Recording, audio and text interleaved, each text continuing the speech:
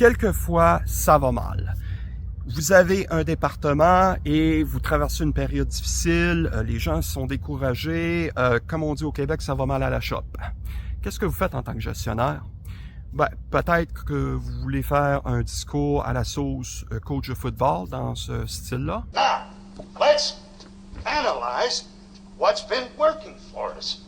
Not a goddamn thing's been working for us. You know how to play winning hard-nosed football like a goddamn rampaging beast. Bon, ça c'était une farce. Bien évidemment, si vous faites quelque chose comme ça, les RH vont s'en mêler, ils auraient bien raison. D'après mon expérience, ce qui marche le mieux, c'est de reconnaître les faits, c'est de reconnaître que la situation n'est pas, disons, optimale, qu'il y a des difficultés.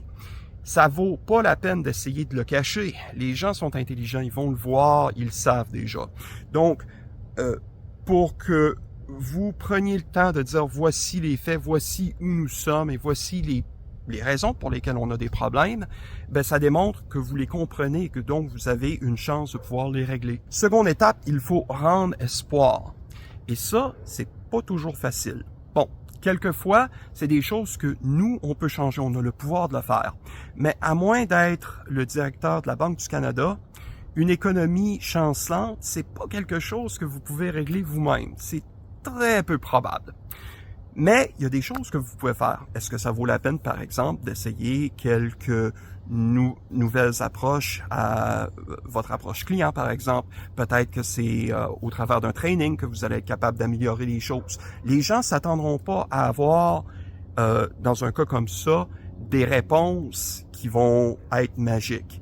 Tout le monde sait que vous n'êtes pas Superman, vous n'êtes pas Wonder Woman, mais par contre, d'être capable d'avancer vers un monde où c'est mieux, où il y a de l'amélioration, ça, c'est quand même une source d'espoir. Et finalement, il ne faut jamais, au grand jamais, mentir aux troupes. Je sais, c'est tentant. Des fois, il faut garder des informations pour ça je le comprends, mais mentir et hontément, ce que ça fait, c'est que les gens s'en aperçoivent plus souvent qu'autrement. Et donc, ils se disent, ouais, il est en train de me dire, lui, qu'il a raison d'espérer. Je le crois pas. Il me met à plein dedans. Pourquoi je le croirais? Vous voyez?